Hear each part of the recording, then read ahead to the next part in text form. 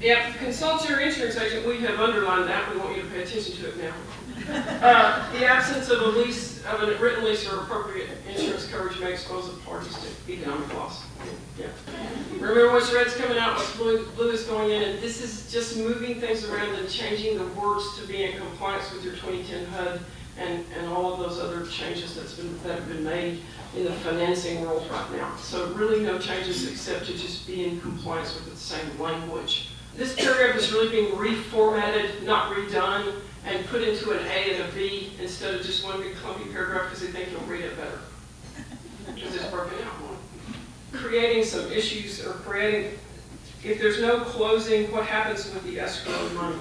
And kind of going back and saying we could require written release of the liability from all parties. We may require payment of expenses, just to bring that all back to your attention and make it a little clearer in a reformatting, like a 1, 2, 3, instead of just comma, comma, comma. So it's not different, it's just reformatted. Okay. You want to go to the next page?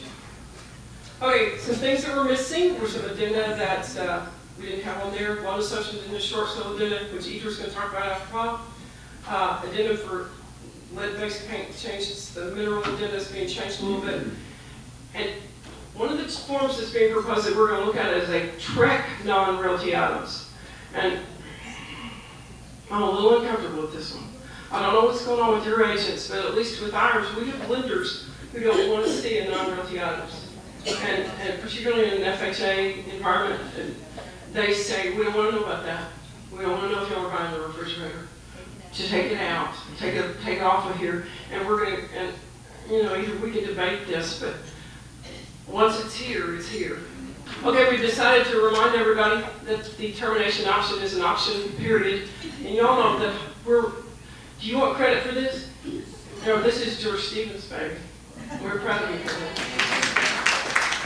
We keep trying to tell all of the people who have licenses that they can't practice law, so we keep changing how we say that, but fundamentally, they can't practice law. Here's a big one, and if you made comments on the last draft, you've seen this before. The first draft of this contract took out the ratification of fee completely. And a lot of industry comment about where's it gone, what am I going to do, how do I know, blah, blah, blah. The ratification is coming out from there and going down below it. So we may have to go back in a minute, but see, because your fee agreement between brokers is in your MLS.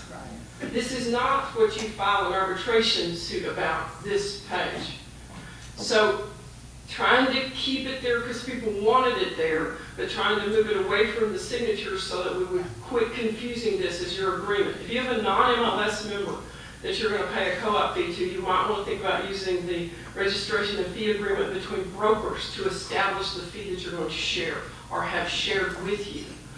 Now, come back down, and I'll just kind of show you that what I was talking about. See, broker or designee and telephone number, and associate and telephone number. So that would be you, if you're all things to all people, or that would be the broker, if it's you and the broker, or that might be your branch manager. It's for the broker to decide whose name is going to go there. Okay? Like it? Don't like it? Doesn't matter. Okay, let's look at real quickly the third-party financial condition. I'm trying to talk faster. Pretty much everything here is changing financing to credit, like we talked about. Let's go up just a little bit. And changing some of this language to comply or to be in sync with 2010 HUD and those other rules and requirements. So that's pretty much what the changes are here.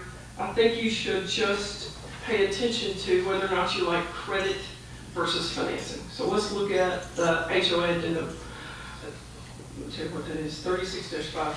There you go. Okay, I don't know how we can ever change this because lawyers have to write the words, but fundamentally, guys, subdivision information, as it is defined in paragraph A, is a seller's expense in a homeowners association transfer.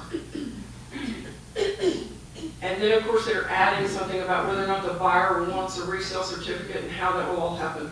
And then we come down here, if you go down just a little bit, to fees. So we've changed this every year for several years. And what I hope you guys are training your people is any other fee that's not included in paragraph A is subdivision information.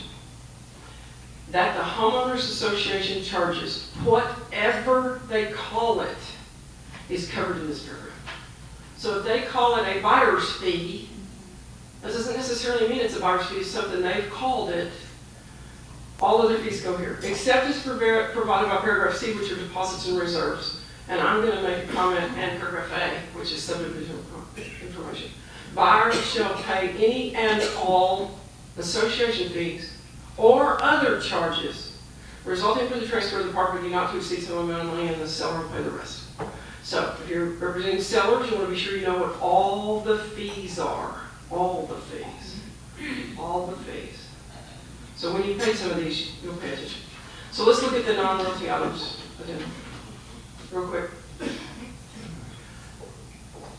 Frankly, I don't think it's as good as TARs, but it's just says for an additional sum of some amount of money and other good and valuable consideration, sellers will convey to buyer at the closing of the following personal property. Either you name it and you put the amount on it, and that's it. So if they're going to buy the lawnmower or whatever, you put it here. The concern that I have is this being attached to the contract and having lenders who say, I'm not going to make this loan when this is part of this deal. And so, as they say, and Walker, you're back.